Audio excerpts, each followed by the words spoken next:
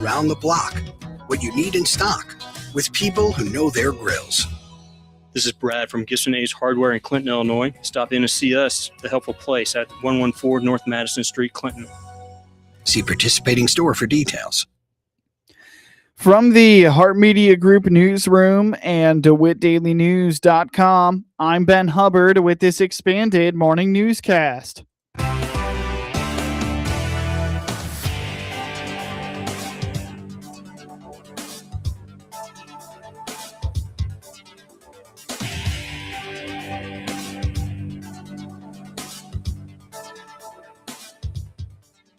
Good morning and thanks for being with us. I'm your host today, Ben Hubbard. You're listening to the WHOW Morning Show.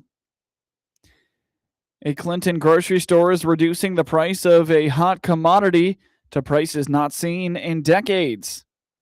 Dave Jackson, owner of the Clinton Save-A-Lot, announced on Tuesday morning that he has lowered the price of a dozen eggs to just 39 cents. Jackson points to a sharp increase in egg supply, and the lack of recent avian flu outbreaks has caused costs to plummet.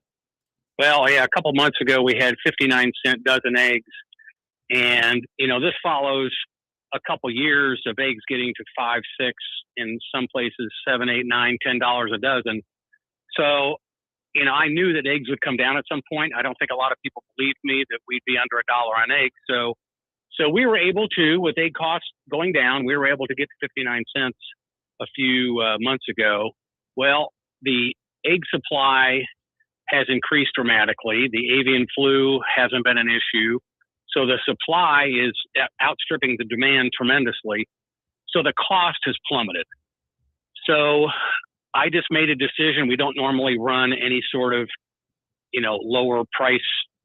I hate to even use the word promotion, but eggs are such a sensitive topic that I just decided to take the plunge, and effective this morning, we lowered dozen eggs to 39 cents a dozen, 3.3 cents an egg. I mean, you have to go back to the late 50s and 60s to when eggs were averaging 39 cents. So almost 70 years ago, that was the price of eggs. And the fact is, this isn't something we had to do. This is just something that I wanted to do to let the customers enjoy a low price, and we're going to run this at least for a week and maybe longer. It just depends on the cost, but the cost has just hit rock bottom, and most retailers have not followed. I mean, they're still making a pretty obscene margin on eggs, quite honestly. And of course that's up to them. But anyway, I just want to do something that would be exciting and give people some hope on pricing and save them a lot of money. While large retailers in neighboring areas are still pricing eggs above $1, Jackson decided to pass the savings directly to his customers. He believes that as long as the supply remains stable and free from disease issues, prices should stay relatively low for the short term. I think, this is just my speculation, as long as there's not a bird flu issue or some other market thing that affects the egg supply, I think eggs are going to stay relatively low for the short term. But, this 39 cent thing is obviously somewhat temporary, but I'm going to hold this price at least for a week and maybe longer. It just depends. But anyway, it's just really exciting to do something that we've chosen to do this. We didn't have to, obviously. And if you look at Educator, they range from Walmart at $1.47 to Kroger $1.79, all these $1.66. So, just also reinforcing in people's minds that these big stores, that doesn't equal lower. It doesn't mean they're lower. It just means they're bigger, like we talked about a few months ago. Mm-hmm. According to Jackson, this is a way to give back to the community after years of high costs, noting that the store previously lost significant money just to keep egg prices at a respectable level for consumers. Yeah, we already had on hand probably 400 dozen. We got in 3,600 dozen this morning. So we have 4,000 dozen eggs here right now. And there is a limit of 3 dozens per family or 2 18-packs per family, because we don't want people to come in and just grab too many and then we have an issue with running out. And also businesses and restaurants This is not for them. This is for the consumer.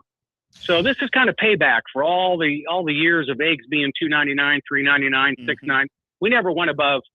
I think we went to $5.49 for a week or two. They were costing like $6.40 at the time. So we were losing $1,000 a week on eggs many times. Wow. Just to keep the egg retail where it's respectable. The relief at the dairy case stands in stark contrast to other areas of the meat department. While egg prices are hitting historic lows, other protein commodities continue to climb. National data from the USDA shows that beef prices have surged more than 12% over the last year, with ground beef recently surpassing $6.70 per pound. Pork and poultry have seen more modest increases of about 1.5% compared to last spring, as tight cattle inventories and high input costs continue to put pressure on grocery budgets across central Illinois. The AM dial in every new vehicle remains a big priority for the radio industry. John Clark is with the National Association of Broadcasters. We have the AM for Every Vehicle Act that we're trying to push through Congress to get over the finish line, and this is in direct response to there are EV manufacturers that are just not putting AM radio in cars, and some are threatening perhaps to take it out of non-EV cars, and all the excuses or the reasons why don't hold weight. And so we are pushing that through, and we got a lot of support here in DC to get that done. We're pretty optimistic that it's going to happen this year. And we need all the help you can get. More support, the better. Call your Congress, call your representative, call everybody. Tell them we need to get this thing done. That's probably what helped more than anything. But we're close, but we don't take anything for granted. The National Association of Farm Broadcasting is also supportive of the AM Radio and Every Vehicle Act. Get news anytime at DeWittDailyNews.com. Hey, it's Shane from Highway 51 Exchange, your mower and equipment service pros just south of Clinton. Click our banner ad on DeWittDailyNews.com or give us a call to schedule your free pickup and delivery today. Highway 51 Exchange. Spring brings brighter days and more time to enjoy them. Your home should too. At Hickory Point Garden Homes in Forsyth, enjoy one-story living and walking paths right outside your door. Spend less time on upkeep and more time enjoying spring. To learn more, click our icon at DeWittDailyNews.com. From the Hart Media Group Sports Desk, IL Sports Wire, and DeWittDailyNews.com, I'm Ben Hubbard with this local sports report. A former Monticello softball star is the Ohio Valley Conference Player of the Year. Eastern Illinois' Lizzie Stuyvesant was named the 2026 Ohio Valley Conference Player of the Year, announced by the conference office on Tuesday morning. Stuyvesant led the OVC play with a .470 batting average, 44 hits, and 33 runs scored. The senior finished with 5 doubles, 4 home runs, 19 RBIs, and 3 stolen bases. She walked 16 times, opposed to 5 strikeouts in 118 plate appearances, leading to a league-best .575 on-base percentage. Stuyvesant slugged .675 and finished the conference slate with a 1.25 OPS. The transfer was also named the All-OVC First Team, as well as the All-Newcomer Squad. Stuyvesant started her career at Parkland Community College before transferring to the University of Illinois. She then transferred to Eastern Illinois for the 2026 softball season. Stuyvesant helped Eastern Illinois softball to a 2026 Ohio Valley Conference title with a 23-3 mark. The Panthers finished 33-20 overall. The Ohio Valley Conference Tournament comes to Peoria's Louisville Slugger Complex this week, Wednesday through Saturday. The Illinois State baseball program fell 7-1 to Northwestern on Tuesday afternoon at Rocky and Bernice Miller Park. With the defeat, Illinois State falls to 30-18 in 2026. Northwestern opened the scoring after a leadoff walk, set up a 2-run homer, giving the Wildcats a 2-0 lead in the opening frame. An inning later, following an RBI double, The Wildcats tallied their second two-run homer of the contest, extending their lead to 5-0 after 2 frames. Trailing early, the Redbirds pulled a run back in the third as Graham Mastros homered to left to cut it to 5-1. Moments later in the fifth, the Redbirds looked to rally with back-to-back singles from Camden Karchewski and Eric Machej, but Northwestern was able to escape the frame and maintain its advantage at 5-1. In the sixth, Northwestern capitalized on a wild pitch to plate a run and move its lead to 6-1. Moments later, the Wildcats added another run to push their advantage. In the closing moments of the contest, Northwestern was able to limit the Redbird offense and secure the victory. Mike Trout, Jorge Soler, and Zach Nadeau hit home runs.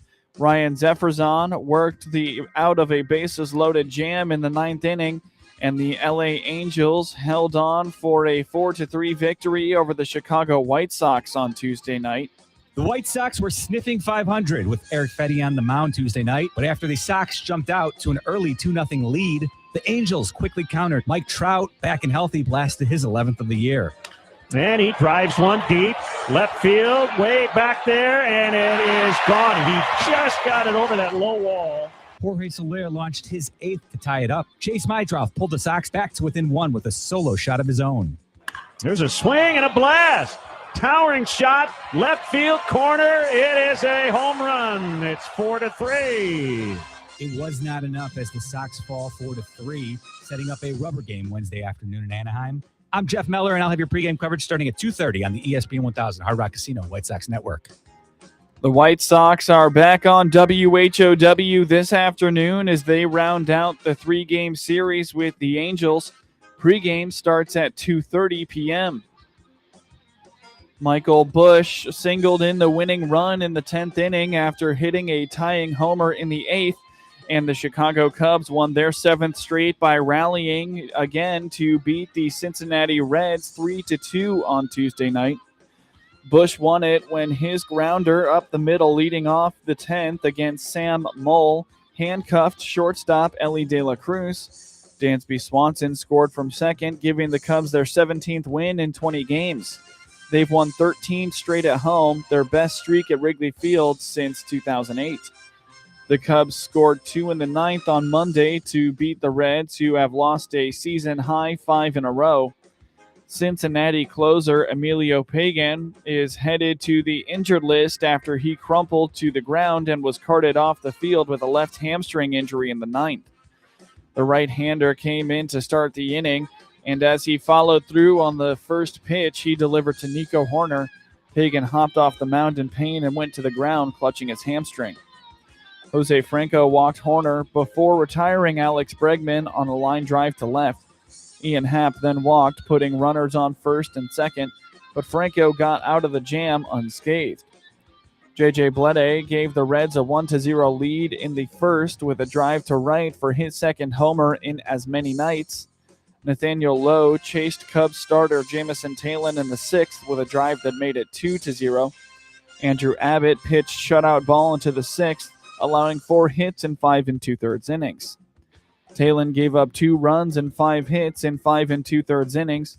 Ryan Rollison, who is 3-0, worked the 10th.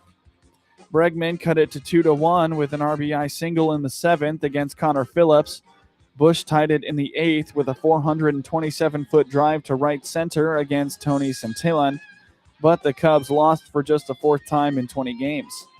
Right-hander Brady Singer starts for Cincinnati, and right-hander Colin Rea pitches for Chicago.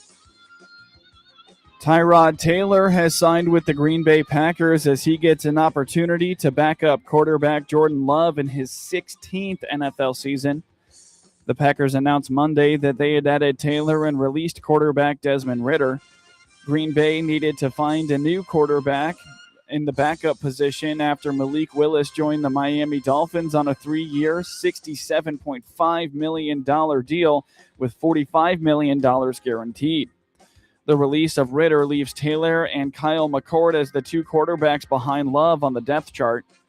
Taylor, who turns 37 in August, has made 62 starts over 15 seasons. He made 4 starts last season with the New York Jets. He also played for the Baltimore Ravens, Buffalo Bills, Cleveland Browns, LA Chargers, Houston Texans, and New York Giants. The Ravens selected Taylor out of Virginia Tech in the 6th round of the 2011 draft. He has completed 61.8% of his passes for 13,033 yards with 73 touchdowns and 34 interceptions. He has also rushed for 2,424 yards and 20 touchdowns. Taylor reached the Pro Bowl with Buffalo in 2013. Last season, Taylor went 80 of 134 for 779 yards with 5 touchdowns and 5 interceptions for the Jets. He rushed for 143 yards and 1 touchdown. The Packers opted for Taylor over Ritter, who started 17 games for the Atlanta Falcons from 2022 to 2023 and made 1 start with the Las Vegas Raiders in 2024. The Packers had signed Ritter to their practice squad on December 31st and put him on the active roster a week later. Green Bay's other backup option is McCord, who spent last season on the Philadelphia Eagles practice squad after they drafted him in the 6th round in 2025. In scores from around the MLB last night, the Philadelphia Phillies routed the Athletics 9-1, while the Baltimore Orioles took down the Miami Marlins 9-7. The Boston Red Sox beat the Detroit Tigers 10-3, while the Tampa Bay Rays beat the Toronto Blue Jays 4-3. The Minnesota Twins routed the Washington Nationals 11-3, while the New York Yankees beat the Texas Rangers 7-4. The Kansas City Royals beat the Cleveland Guardians 5-3, and the Houston Astros took down the LA Dodgers 2-1, while the Atlanta Braves beat the Seattle Mariners 3-2. The Arizona Diamondbacks shut out the Pittsburgh Pirates 9-0, and the San Diego Padres beat the San Francisco Giants 10-5. In NBA postseason scores from yesterday, top-seeded Detroit Pistons beat the 4th-seeded Cleveland Cavaliers 111-101, while the number 1 seed Oklahoma City Thunder beat the 4th-seeded LA Lakers 108-90. In NHL postseason scores from yesterday, just a single game as the Colorado Avalanche beat the Minnesota Wild 5-2. Get highlights of your local high school program by finding IL SportsWire on your preferred social media platforms, and get local sports anytime at DeWittDailyNews.com. Hear Clinton Maroon live play-by-play this season on WHOW, the Big 1520 Daytime, 92.3 FM in DeWitt County and 106.5 in Bloomington Normal all the time. Plus streamed at DeWittDailyNews.com, on the WHOW mobile app, and Amazon Alexa. Plus, hear a best of Clinton sports broadcast Saturday mornings at 10. All brought to you by Camille Tedrick of Remax Choice, the 217 home team in Clinton. Baum Chevrolet Buick offers full transportation options while giving you peace of mind. This is Scott Baum from Baum Chevrolet Buick here in Clinton. This is what we do every day.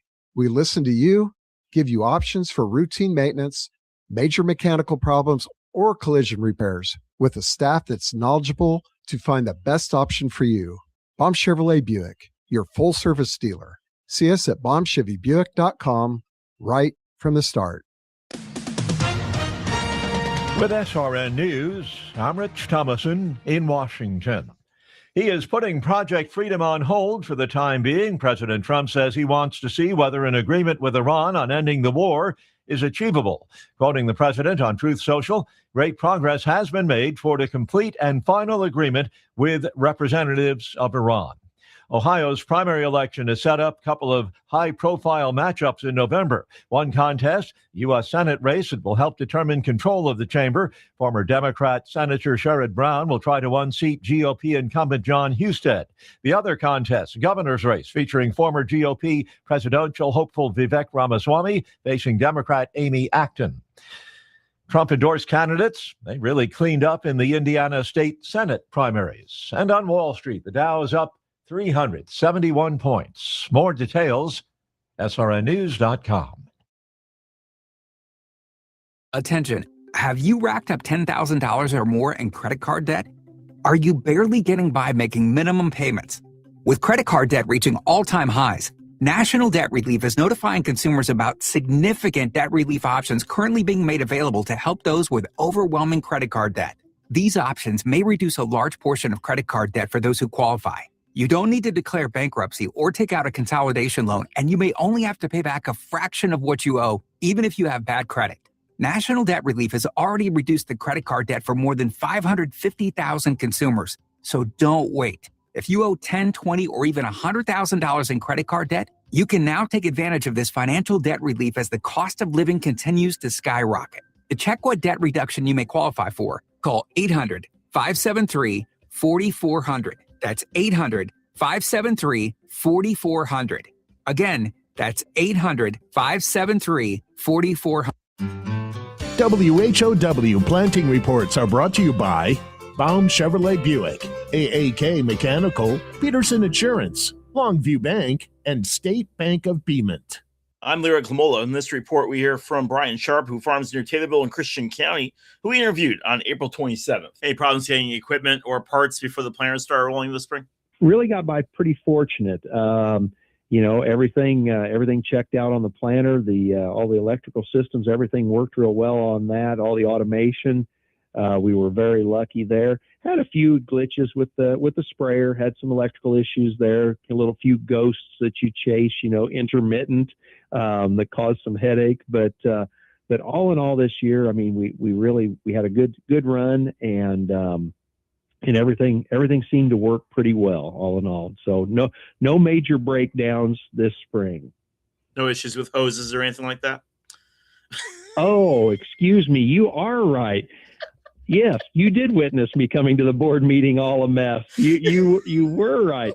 We did have some issues with some hydraulic hoses that were buried in the planter underneath the seed boxes on top of the electrical valves and laying on your stomach underneath the bulk tanks.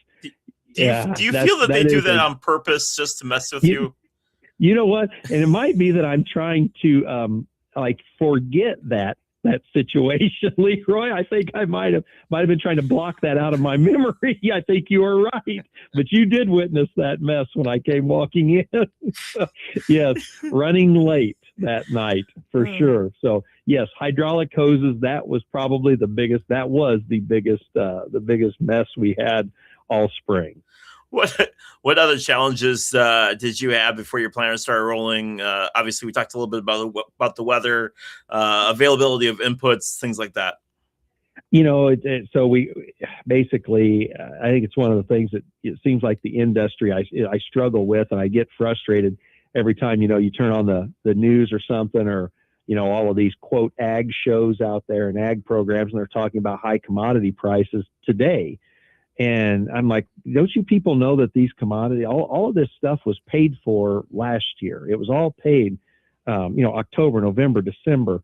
Most of our planning goes on the year prior, and most of those inputs are purchased the year leading into this, trying to capitalize on as much discount as we can possibly get, and maybe some things that we don't have, uncertainty in the marketplace moving forward. So, we try to get that accomplished. And so really most of the inputs we were in pretty good order with that. Didn't have too much trouble there, other than all of our inputs are up. And so that's kind of a tough pill to chew on. That's Brian Sharp, who farms near Taylorville and Christian County. In this planning report, I'm Leroy Clamola.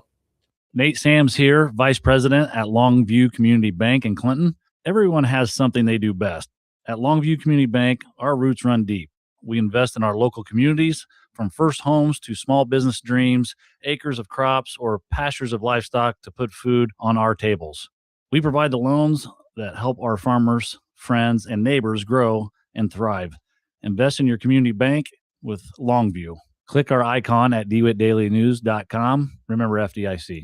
Now you can listen to WHOW on any Amazon Alexa-enabled device. There are 3 easy steps. Step 1. Download the free Alexa app by going to the App Store on your mobile device. Step 2. Enable our skill by going to the menu, select Skills, then find WHOW, open the skill. Step 3. Activate the skill by saying, Alexa, play WHOW radio. That's all there is to it. And to stop the WHOW stream, just say, Alexa, stop. WHOW, now on the Amazon Alexa app.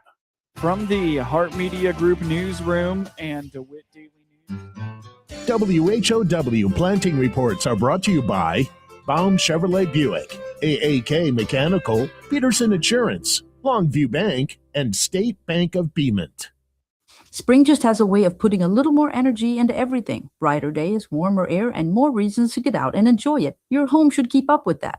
At Hickory Point Garden Homes, you'll have your own one-story duplex with bright open spaces, a private patio, and neighborhood walking paths just outside your door for that perfect stroll in the spring sunshine. You can spend less time managing your home and more time enjoying the warm spring days ahead. See what that feels like at Hickory Point Garden Homes in Forsyth, Illinois, and step into comfortable living for 55 and better. You're listening to a best of segment of the WHOW Morning Show, brought to you by Peterson Insurance, your Pekin Insurance agent in Clinton. Again, this is a best of the WHOW Morning Show. Your friend in Central Illinois, WHOW. Top of the morning. Thanks for being with us. I'm your host today, Seth Lawrence. The WHOW Morning Show streams to Facebook and YouTube. Brought to you by Peterson Insurance, your Pekin Insurance agent in Clinton. My guest in studio today, Mr. Drew Goebel. We follow up the Tuesday night Clinton Board of Education meeting. Good to see you, Mr. Goebel. How you doing there, Mr. Lawrence? I am okay. I think, fingers crossed, we have crossed over to spring. Do you think so? I tell you what, Illinois, you never know what you're going to get. Yeah. And a week from now, it can be, in the 40s and 30s, but I'm loving this weather. Mm-hmm. I might mow the grass when I get home. So hey, there you go. No, I love it. I think springtime it just makes you feel good. Yeah, I love it. I was at a softball practice for my youngest last night and was catching your varsity baseball game just up the sidewalk and got a chance to see Ryan Pine take BCC deep and Josh Bass a big double. So boys are rolling, man. They look really strong this year. It's been a fun season, and they are. I probably shouldn't even say this on the radio, but I love beating Bloomington Central Catholic. I mean, there's a satisfaction in it. There is, yes. Rivals. I mean, I like to beat Merle Forsyth, and and Adam, the superintendent, he can probably laugh. There's so seeing the guys last night, the baseball players win, it was fun, and Ryan Pine going deep, that was exciting. So it was an exciting game. Shout out to the team. Shout out to the coaches. Mm-hmm. It's great. We're rolling. They are. Speaking of rolling, Mr. Goebel, we caught up a couple of months ago. Just kind of a series of just I don't want to say fluke events, but you had a series of just where you've got a lot of administrative openings in the district right now, and been working the last few months to fill those. Yes. That picture is starting to come together. What's going on there? Yes, I am very excited for next year. We do have to wrap this one. This year is coming, but this year's coming to an end. We're about there. And we're going to finish strong, but I am very excited about the things that are happening right now, currently. For the last 2 years, Lincoln and Douglas, while I'm the superintendent of the entire district, obviously, Lincoln and Douglas does consume a lot of my time, energy. I'm at those two schools a lot. Honestly, before I came to the radio station this morning, I was at Douglas School for a little bit. So combining those two schools, we are restructuring. If you haven't heard that to the community, we are Lincoln and Douglas School. We will still have Lincoln and Douglas School. So the schools will there will be kids in both schools, but Douglas School next year will only have preschool students. So the preschool students that are currently at Lincoln School, those teachers will be at Douglas next year, and then next year, all of the kindergarten and first grade teachers and the students will be in Lincoln next year. So those, what we have right now, they are called neighborhood schools. 2 schools, 2 neighborhoods, same grades. We will have what they call an attendance center, 2 attendance center for preschool, attendance center for Lincoln next year. So that is a huge change. I cannot thank the staff at both schools for the work that they have done to make that happen. That this is not a small task. We have a restructuring committee that's been working very hard to make that happen. You just can't do this without teamwork. Part of that change is Mrs. Patrick has she's not gonna be the principal there next year. She's taking a job in another district.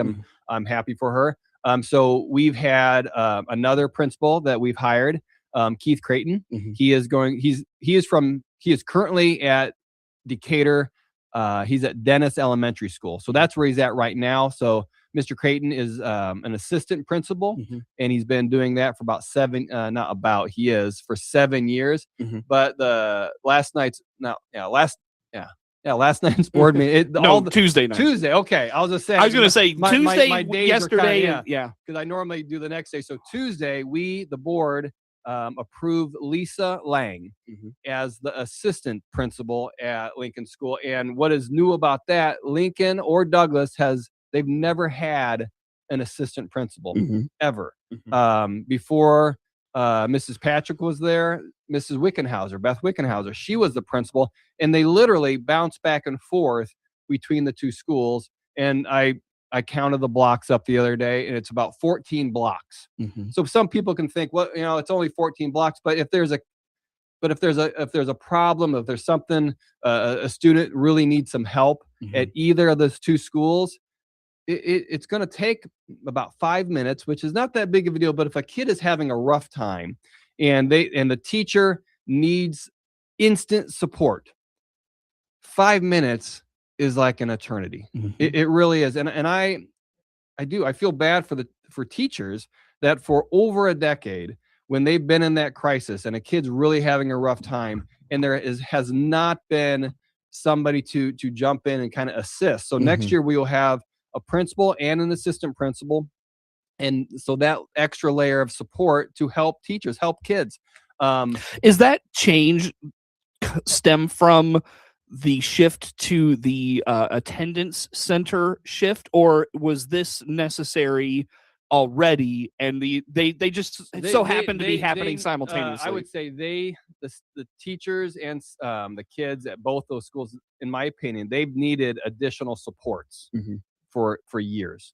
For years and years. I still keep in contact with Mrs. Wickenhauser, the previous principal, and we actually go to church together. And the issues and the obstacles that these are not new. And so combining the 2 schools does a myriad of things. It helps with balancing. It helps provide supports for our special needs students. The principal is not bouncing back and forth between the 2 schools. And that's not to say that Douglas School is going to be left in the dust. I want to make sure the teachers and the community know that Douglas School, Lauren Johnson is the current coordinator. She's working on her director license.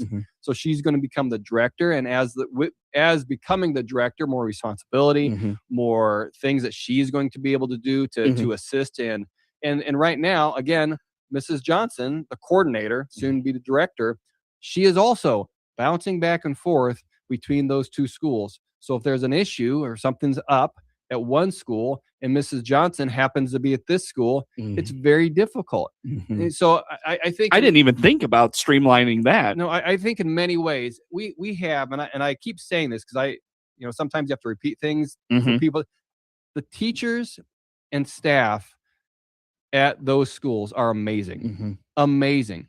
But to use an analogy, let's just say I'm a really good swimmer, I'm an amazing swimmer, but I have weights on both of my hands, and I have weights on both of my ankles, and I get thrown into the deep end, and I'm a great swimmer, But if I have these things on top of me and holding me, it's going to be hard for me to do my job. It's going to be hard for me to swim, even if I'm an amazing swimmer, because I have weights on. So what I've been trying to do for the last 2 years when I took over the superintendency, remove those weights and also provide additional supports to help the teacher. And to use my silly swimming analogy, I'm going to throw you a kickboard. And now you can zip across that pool way better than you did before.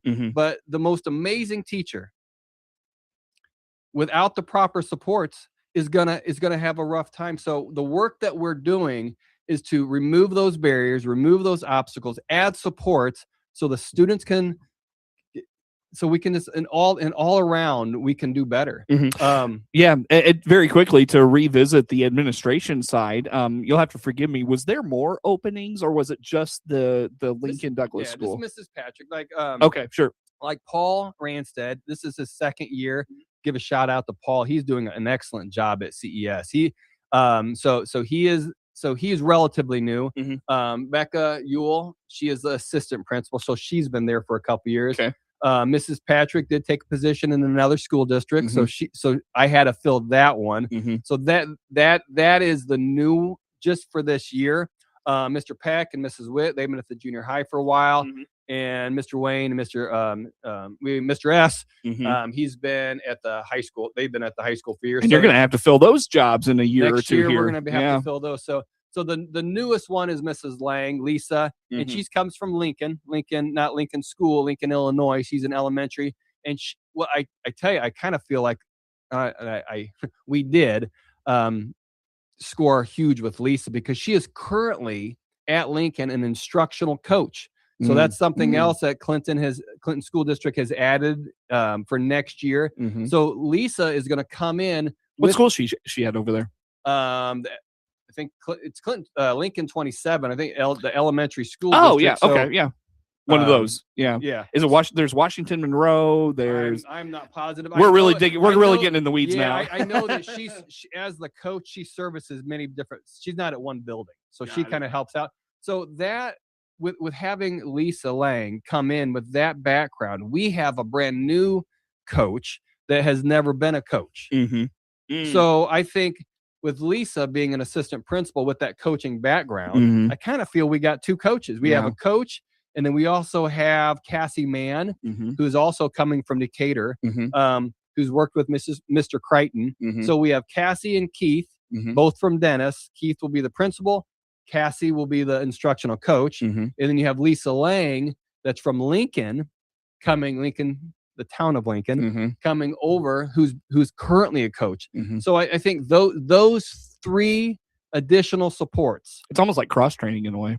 You know, I was talking to somebody the other day about, if I will be shocked in a couple years if Clinton School District, if our test scores don't go through the rough, because we are struggling right now. Our test scores are not the greatest. I can't deny it. I can't bury my head in the sand. They are not good. And that's not new. That we've been struggling for many, many years. But I don't think the right supports have been in place. And now that these things are happening, I will be shocked if we don't see drastic improvements, because I'm always using analogies, and maybe I shouldn't, but if I was if I was in let's say I was going to start working out and watch my weight and just try to be super healthy for 6 months, and I worked out and I watched and I just really focused on my health for 6 months, and I looked exactly the same. I didn't lose any weight. I didn't have any muscle tone. I looked that wouldn't make any sense. That's not logical in my thinking. So I look at all the changes, the positive things that we're doing at Lincoln and Douglas School.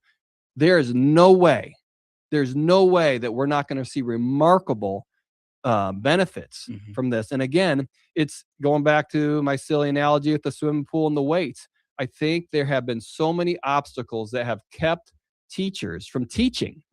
And I feel like the changes that we're doing are going to fix that. And I can't wait. Very good. Yeah.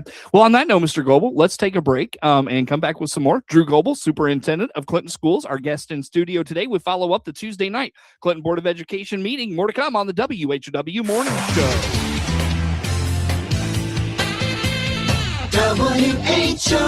WHOW. Let's check the opening numbers now at the Chicago Board of Trade on this Wednesday. I'm Jim Taylor on the RFD Radio Network. A lower start with corn, beans, and Chicago wheat. May corn opening 459 3/4, down 5 3/4. July corn down 5 3/4, 474 1/4. New crop December 494, down 6 1/2. May beans 1190, down 5 3/4. July beans down 4, 1207 1/2. And new crop November 1184 1/4. Down 5 1/4. May Chicago wheat opening 598 1/4, down 18 1/4. May KC wheat 667 1/2, down 9 3/4. May bean meal up 260, 325.20. May bean oil down 239, 76.01. Energy market July Brent crude oil down 661, 103.26. Opening numbers on this Wednesday morning. Jim Taylor, RFD Radio Network. This is Inside Out. Baum Chevrolet Buick offers full transportation options while giving you peace of mind. This is Scott Baum from Baum Chevrolet Buick here in Clinton. This is what we do every day. We listen to you, give you options for routine maintenance, major mechanical problems, or collision repairs with a staff that's knowledgeable to find the best option for you. Baum Chevrolet Buick, your full-service dealer. See us at baumchevybuick.com right from the start. You're listening to a best of segment of the WHOW Morning Show, brought to you by Peterson Insurance, your Pekin Insurance agent in Clinton. Again, this is a best of the WHOW Morning Show. Your friend in Central Illinois, WHOW. Once again, good morning. Thanks for being with us. I'm your host today, Seth Lawrence. The WHOW Morning Show streams to Facebook and YouTube, brought to you by Peterson Insurance, your Pekin Insurance agent in Clinton. My guest in studio today, Mr. Drew Goebel. He's the superintendent of Clinton Schools. We follow up the Tuesday night Clinton Board of Education meeting, and not so much following up the meeting on Tuesday, Mr. Goebel, but a conversation that is starting to be had with your peers on our show is and I think this will become a larger conversation as we get into next year and start to maybe evaluate curriculum and those sorts of things, is the necessity of technology in the classroom. You know, schools have really leaned into iPads, Chromebooks, the Windows laptops. The districts have really leaned into all this technology. At the same time, studies are coming out about, you know, kids and their screen time and, you know, all these things. And it's now leading to a conversation of, is adding another hour, 2 hours, whatever it is, kids are in front of a device in the classroom, is that necessary given their exposure to devices at home? How do you feel about this? What do you have to say? I'm glad you asked this question. So at Tuesday's board meeting, and this is kind of what started it. We have our school has iPads, so we use an iPad lease, and so we had to transfer money to essentially pay for the iPads, and we do this every year. So that's boring stuff to talk about, but it did start the conversation about iPads and technology, and to your point, the amount of time kids are on devices. And I would say this. I am pro technology. I think to say that we need to get technology out of the classrooms, there's no way. That's never going to happen. But I think with everything in life, you need balance. You know, if you only eat junk food, that's not good. But if you never, you know, you need to have a balanced diet. And I think, you know, just like in the classroom, like I think if you are only on devices and kids aren't having the opportunity to have conversations and talk and collaborate with each other and put the devices away, I think you're really doing a disservice. I think kids need to learn how to communicate and talk to one another. And if they can't do that, kids need to be able to know how to stand up in front of a class and present and speak, because everyone's not good at that. I honestly don't.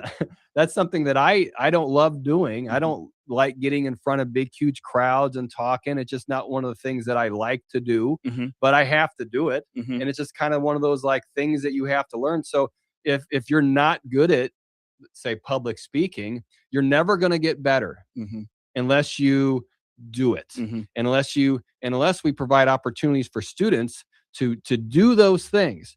Now, some kids are going to flourish with technology and they're going to be really good with it, but other kids aren't. I think in the world right now with AI is another an example of an amazing tool. Like cell phones and iPads and all that, they're great. You know, all the technology that, you know, right now, if there's a meeting in Chicago and I don't have to go to Chicago anymore. I can do a Zoom or a Google Meet, whatever you want to call it, and I can have a meeting and I can see the person on the screen. I kind of think like Back to the Future, you know, when you're talking, you know, and it works. And I think doing a virtual meeting is better than just a phone call. But I think face to face, when you can actually meet them, is probably better. But you can't always do that. Right. You can't always do that. That doesn't always work out. So I think there's good and bad. Same thing with the internet. There's a lot of great things. If I'm driving somewhere and I don't know how to get there, by golly, I'm glad I have my cell phone. No question. Because I can plug in the address and it can tell me where to go, and it's great. But you know what? There's a lot of bad things on the internet. And, you know, really, I think this is our school district does put filters and to protect kids on our devices. So, and gosh, the name of the service that we have has slipped my mind. But the school district has a service to protect our kids because there are dangerous things out there. But again, we can't control the kid's device. So if mom and dad aren't protecting their kids, if they're not monitoring and looking around and doing all those, you know, that's dangerous. So you have to balance technology.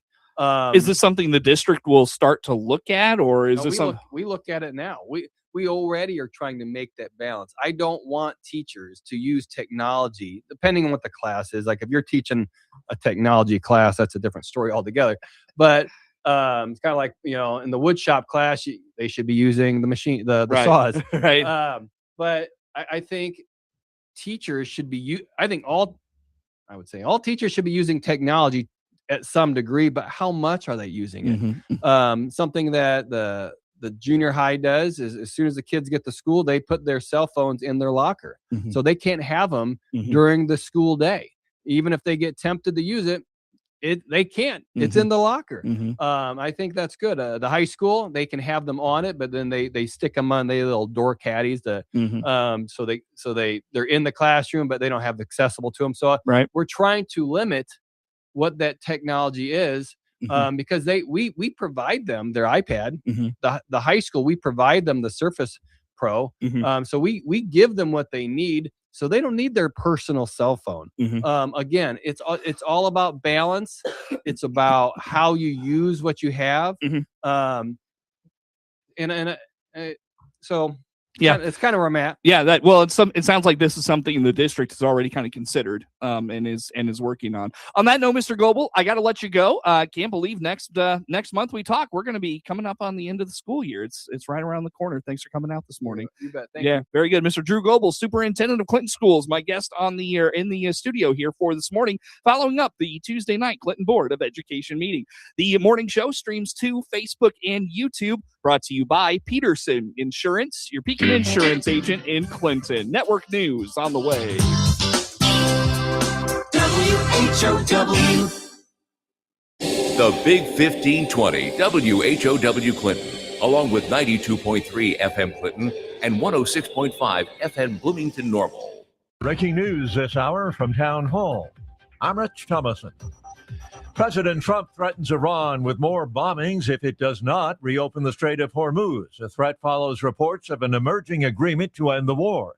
Posting on Truth Social, the president says the conflict could soon end and oil and natural gas shipments resume, but that all depends on Iran accepting an agreement that Mr. Trump has not publicly outlined. Quoting the president, if they don't agree, the bombing starts, and it will be, sadly, at a much higher level and intensity than it was before. Republicans rapidly pursuing redistricting efforts across